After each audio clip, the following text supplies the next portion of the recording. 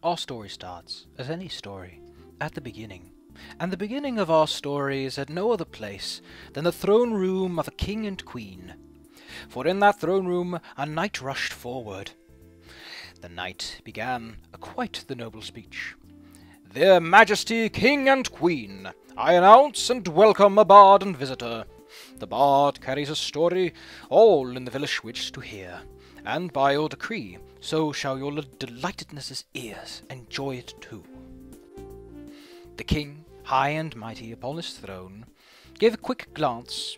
He furrowed his brow and thought long and hard.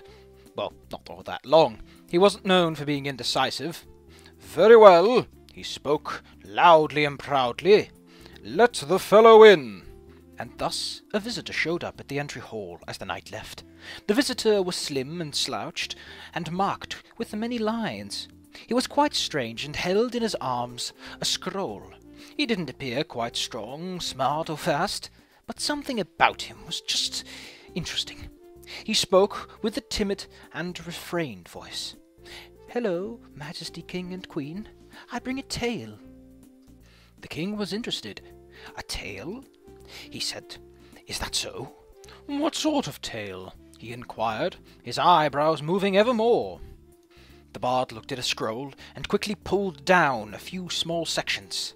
A tale of kings and queens," he started hastily.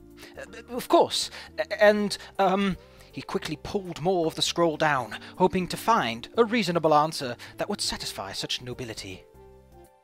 The queen, however, hearing the mere mention of kings and queens, and the additional "and", quickly became excited, starting to shift in her chairs. "A tale of heroes, with young little ones becoming great and wise," she spoke excitedly, as if to add to the story more than it already was. The bard gulped and felt kind of nervous.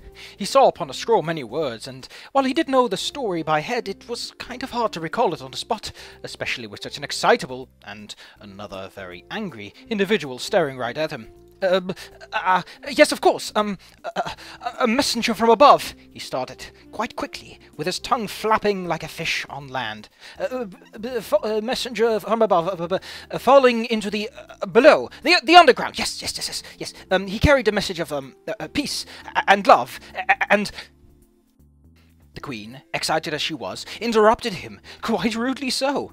"Oh, of little children growing up, of evil bested!" The king, of course not quite liking that the queen was so easily excitable, interrupting formal occasions no less.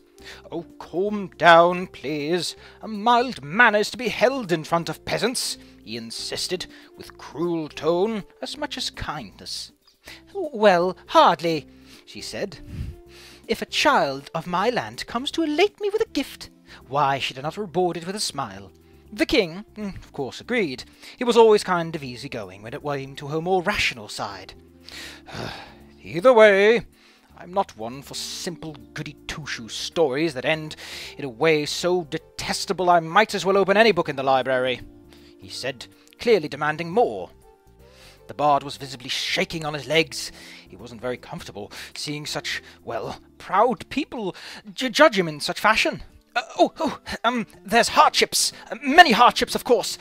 People contesting his peace and love and stuff, not agreeing with his message, disagreeing with him. Of course, they beat him up, but it is by his determination that he carries through, and he even bests a skeleton with intentions and motives most foul, a creature of war, who fights and destroys and betrays the ones of good for... The queen, once more, snickering and laughing to herself, interrupted him. "Of wars and smooches," she said excitably, naturally showing a more, to say, withdrawn and pacifist side of the matter. The king did not like this, however. He grew angry, and his face grew dark.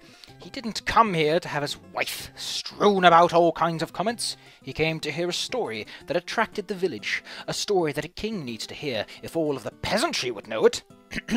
"Yes, I get it. Go and tell your story. And if I am not amused..." Naturally, the king was more used to violent, perhaps more violent means of resolving conflict, but the queen, a balancing act, made sure that wouldn't happen immediately. Not immediately. maybe sometime when she wasn't looking. She replied, of course, "Then only one slice of cake. Would you like butterscotch? Or—" The king interrupted.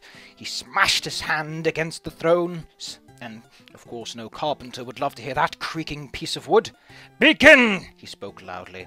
And thus the bard, with shaking legs and hoping that he would improve over time, opened the scroll just a little bit further, finally managing to find the actual first sentence instead of the rather long foreword, and began to read the story, hoping that it would calm the king, appease the queen, get him out alive, and with a little bit of luck, he wouldn't get kicked out, and might even leave with a pittance.